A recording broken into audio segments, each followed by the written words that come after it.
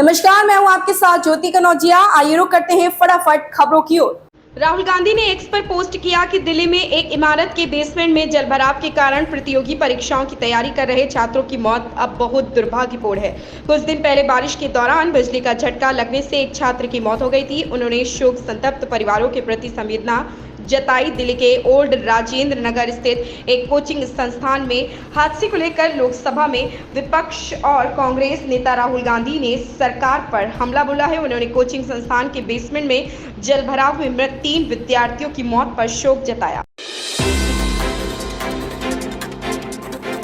कांग्रेस के महासचिव और संचार प्रभारी जयराम रमेश ने कहा कि मणिपुर के मुख्यमंत्री एन बीरेन सिंह ने शनिवार को प्रधानमंत्री की अध्यक्षता में 2 बैठकों में भाग लिया। पहले नीति आयोग और दूसरी भाजपा शासित राज्यों के सीएम डिप्टी सीएम की बैठक में वह शामिल हुए। रमेश ने कहा कि मणिपुर के लोग पूछ रहे हैं कि क्या एन बीरेन सिंह ने पीएम से अलग से मुलाकात की। दिल्ली में एक नीति आयोग की बैठक में शामिल होने पहुंचे मणिपुर के सीएम एन बीरेन सिंह पर कांग्रेस ने निशाना साधा। कांग्रेस ने रविवार को कहा कि क्या सीएम बीरेन सिंह ने प्रधानमंत्री नरेंद्र मोदी को हिंसाग्रस्त मणिपुर की स्थिति बताई, साथ ही क्या मणिपुर आने के लिए कहा। समाजवादी पार्टी पीडीए को और मजबूत करेगी। विधानसभा चुनाव में सपा नई रणनीति पर काम कर रही। विधानसभा में नेता प्रतिपक्ष के लिए अपने चाचा व पूर्व कैबिनेट मंत्री शिवपाल यादव के नाम पर विचार न करने इसी रणनीति का हिस्सा माना जा रहा। कुल मिलाकर अक्टूबर में होने वाले विधानसभा उपचुनावों और वर्ष 2027 के विधानसभा चुनाव के मद्देनजर 22% दलित वोटरों पर पार्टी की नजर है। केंद्रीय वित्त मंत्री निर्मला सीतारमण ने कहा कि हमने कर्नाटक का हक कभी नहीं मारा। केंद्र सरकार को लेकर कर्नाटक सरकार काफी गलत जानकारी लोगों को दे रही। हमने 10 साल में कर्नाटक के विकास के लिए 2 लाख करोड़ रुपए से ज्यादा किए, जबकि यूपीए सरकार ने केवल 81,000 करोड़ रुपए का बजट दिया था। गलुरु में केंद्रीय वित्त मंत्री निर्मला सीतारमण ने कहा कि कर्नाटक को केंद्र सरकार ने काफी बजट दिया, लेकिन कर्नाटक सरकार लोगों को गलत जानकारी दे रही है।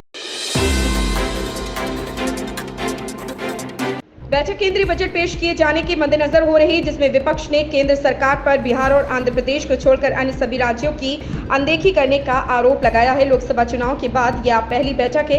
लोकसभा चुनाव में भाजपा का प्रदर्शन निराशाजनक रहा, क्योंकि पार्टी ने संसद के निचले सदन में अपना बहुमत खो दिया। प्रधानमंत्री नरेंद्र मोदी ने शनिवार को भाजपा शासित राज्यों के मुख्यमंत्रियों और उप मुख्यमंत्रियों के साथ कई मुद्दों पर विचार विमर्श किया है। जयराम रमेश ने कहा कि वित्त मंत्री ने भाजपा शासित राज्यों को अनुदान के तौर पर वित्तीय सहायता देने के लिए कहा, मगर जब कांग्रेस शासित हिमाचल प्रदेश की बात आती है तो राज्य की बहुपक्षीय सहायता की जाएगी। मतलब कि हिमाचल को जो भी बजट मिलेगा उसे बतौर ऋण से चुकाना होगा। कि कांग्रेस ने केंद्र सरकार पर बाढ़ प्रभावित राज्यों को बजट देने में दोहरा मापदंड अपनाने का आरोप लगाया। कांग्रेस ने कहा कि विधानसभा चुनाव में हिमाचल प्रदेश के लोगों ने भाजपा को वोट नहीं दिया। कांग्रेस महासचिव जयराम रमेश ने कहा कि 2023 में भीषण बाढ़ का दंश झेलने के बाद हिमाचल प्रदेश सरकार कई बार केंद्र से बाढ़ को राष्ट्रीय आपदा घोषित करने की मांग कर चुकी है।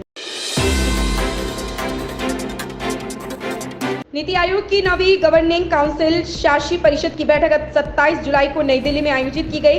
प्रधानमंत्री नरेंद्र मोदी ने इस बैठक की अध्यक्षता की। केंद्रीय बजट में भेदभाव का आरोप लगाते हुए गैर भाजपा शासित राज्यों के मुख्यमंत्री ने इस बैठक में हिस्सा नहीं लिया। इस पर शिवसेना नेता संजय राउत ने भी प्रतिक्रिया देते हुए कहा कि जिस तरह से बजट बनाया गया, नीति आयोग भी उसके अनुसार काम करेगा।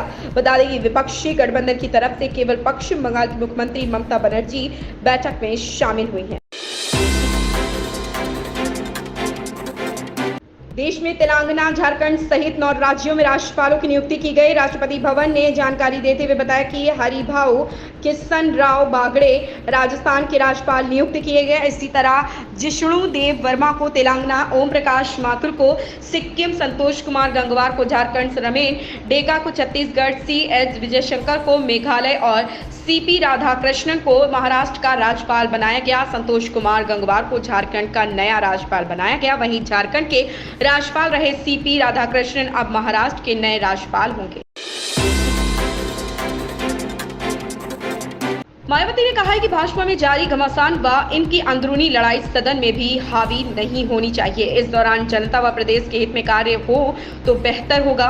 बहुजन समाज पार्टी की राष्ट्रीय अध्यक्ष एवं पूर्व मुख्यमंत्री मायावती ने भाजपा की अंदरूनी रार पर तंज कसते हुए कहा कि मानसून सत्र में इससे हावी नहीं होना चाहिए।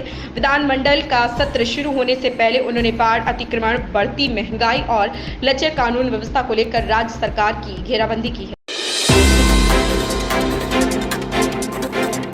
करण जौहर ने पिछले साल रणवीर सिंह और आलिया भट्ट की फिल्म रॉकी और रानी की प्रेम कहानी के साथ निर्देशन की कुर्सी पर वापसी की थी। साल 2023 में रिलीज हुई इस फिल्म को दर्शकों और आलोचकों दोनों से ही अपार प्यार मिला। आज फिल्म की रिलीज को 1 साल हो गया, जिस पर करण जौहर ने खुशी जताई। इस पर गर्व महसूस करते हुए करण ने अपने सोशल मीडिया हैंडल पर एक लंबा नोट लिखकर पूरी कास्ट और क्रू का आभार व्यक्त किया।